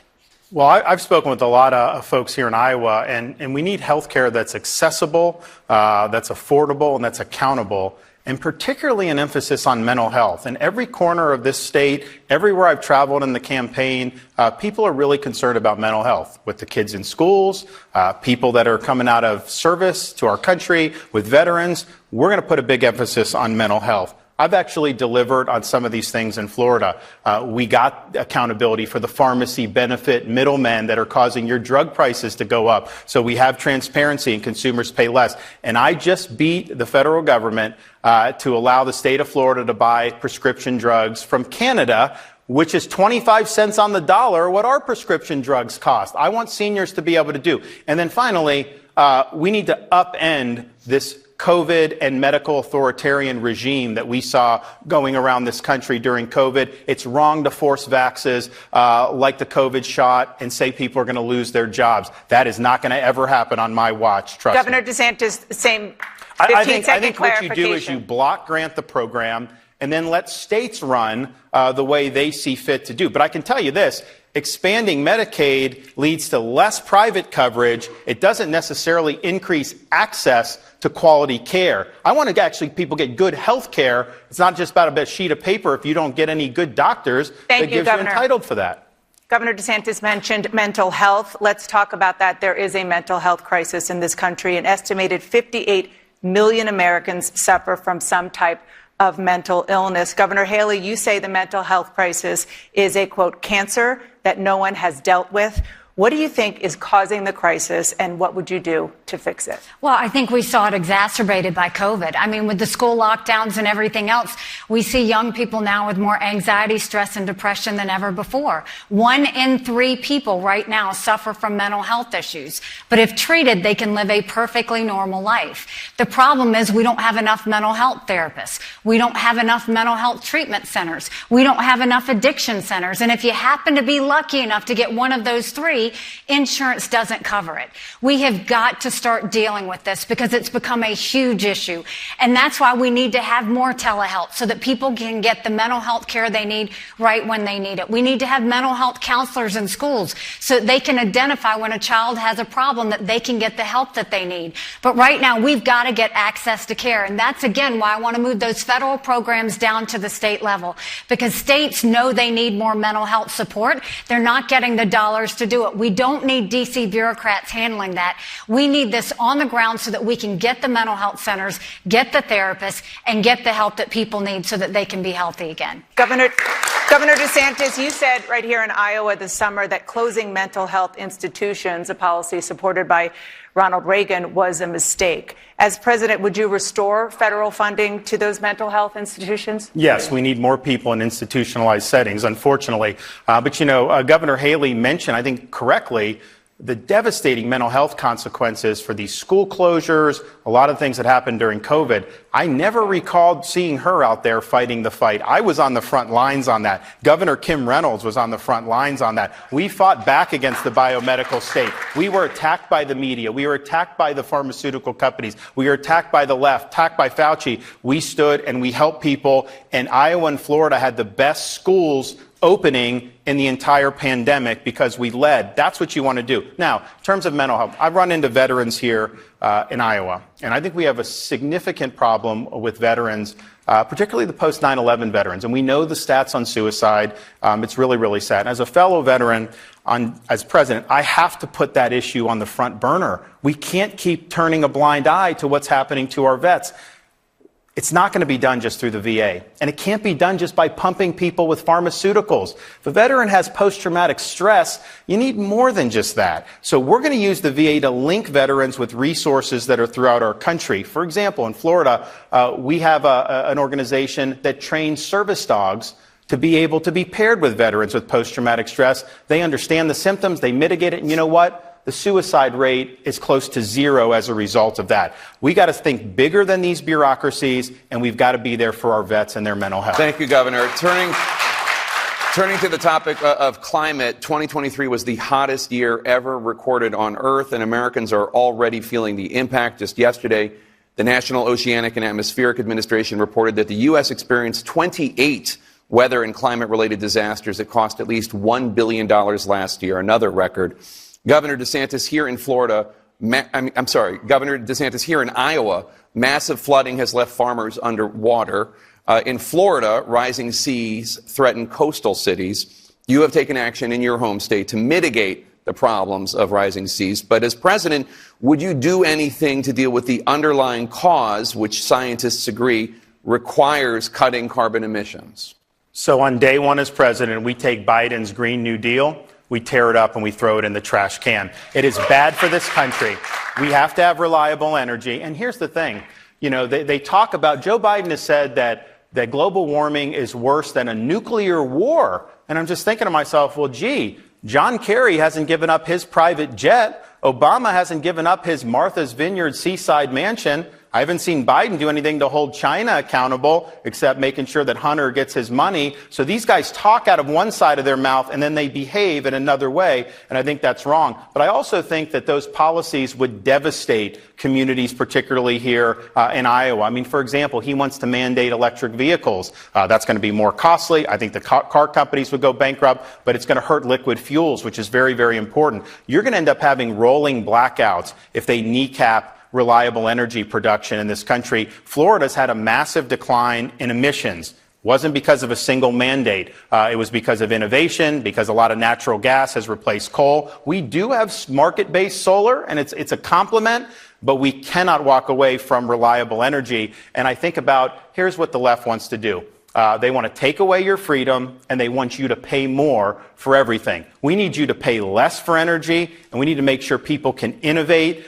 We cannot have these mandates, and they'll be gone the day I'm president. So, Governor, just a point of clarification, 15 seconds. Recent research at the University of Iowa ties these floods in Iowa to the rise in greenhouse gases. And here's the thing, Jay, let me just ask the question. As president, would you do anything to deal with this underlying cause? Innovate. And here's the thing. China is building 2 coal plants a week. You can do everything Biden wants to do, and you're going to have way more of what China's increasing it. So why would we be cutting off our nose to spite our face? China is the problem here, and so hold them accountable. Thank you, Governor. Don't hold the American people Thank you, to less Governor. opportunity. Governor Haley, as president, would you do anything to deal with the underlying cause of the floods and other climate disasters, which scientists agree requires cutting carbon emissions? I mean, first of all, regardless of what party, everybody wants to have clean air, clean water.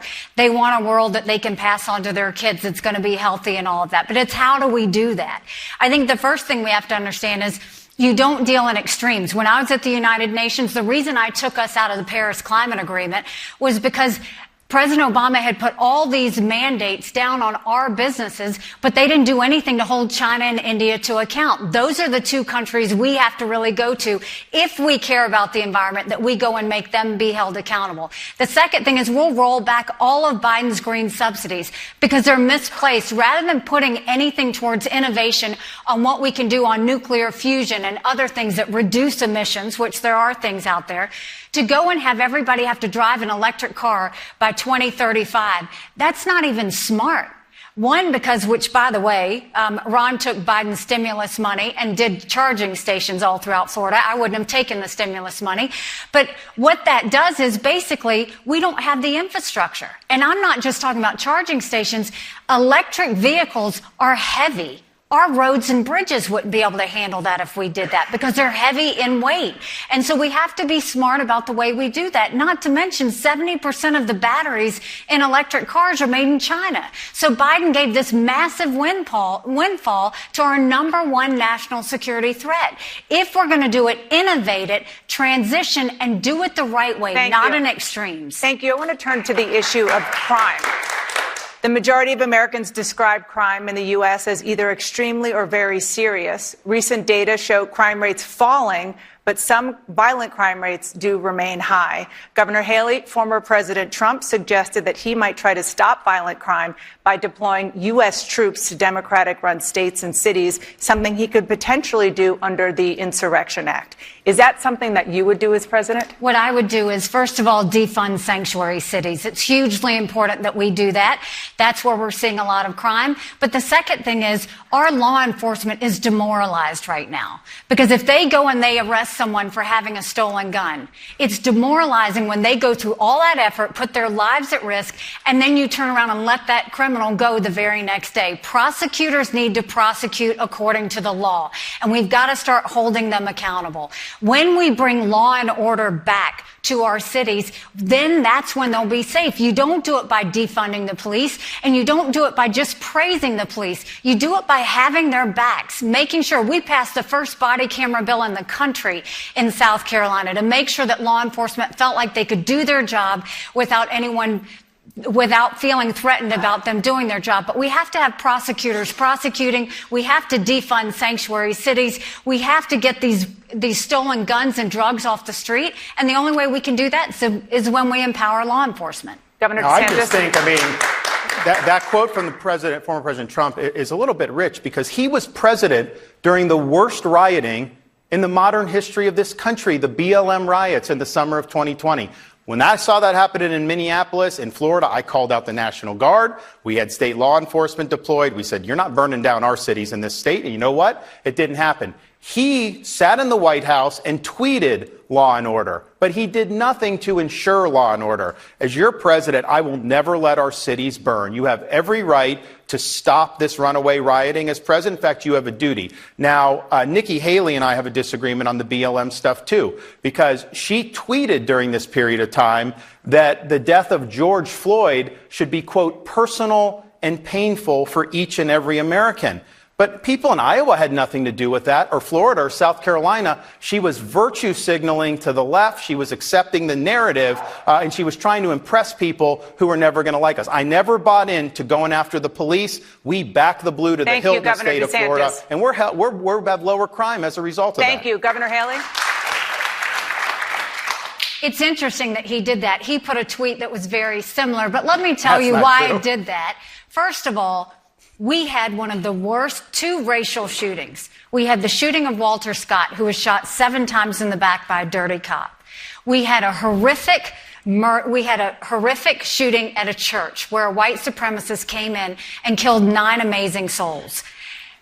BLM, all of that, we never had to deal with riots. We never had to call in the National Guard, Ron, because when we had both of those shootings, we were able to pull people together. We didn't have riots, we had vigils. We didn't have protests, we had prayer. We brought people together. When I said that about George Floyd, when we turned around and had the worst shooting in a religious place that we had seen in this country, not only did I pass the first body camera bill in the country and keep our state together, not only did I move to bring the Confederate flag down, we came together as a state in prayer, and we had no division, no riots, no anything. We didn't need the National Guard. Thank you, Governor. Because a leader knows how to bring out the best in their people. Thank you, Governor. So you have been sparring on the campaign trail for months. We've seen some vicious attack ads going back and forth, and tonight we have had a very lively debate. On a different note, Governor DeSantis, let me ask you, what do you admire about Governor Haley? Well, look, I mean, I think that, at the United Nations, I did think that she spoke out strongly on some key issues, and I appreciated that. I also appreciate the state of South Carolina. My wife is a College of Charleston graduate. Her parents lived there for many, many years. And so it is a wonderful state. There's a lot of great people there. And I think to be able to have been governor there is a great achievement. And I really appreciate everyone I've gotten to meet in South Carolina. Governor Haley, what do you admire about Governor DeSantis? I think he's been a good governor. Okay.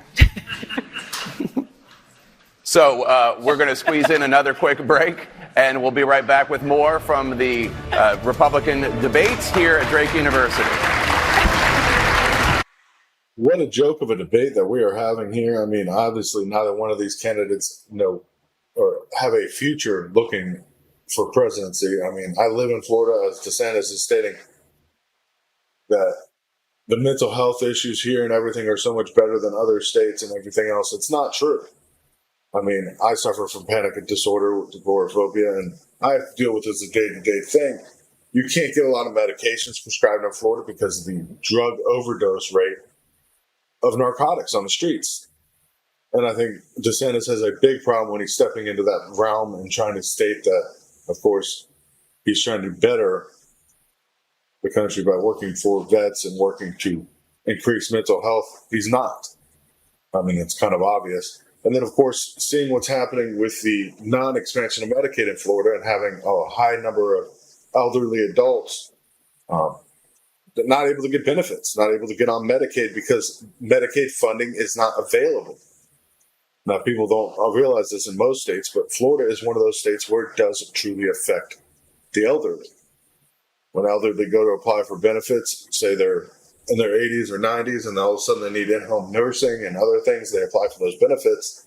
They qualify with the amount of money they make, but the benefits aren't there, so then you have to go on a wait list to get those benefits, which is just ridiculous. I mean, in a state that has more senior citizens than any other and more mental health issues, you think those benefits, of course, expanding Medicaid and, of course, working to use the government's funding properly would be a prime example for our state, but it's not.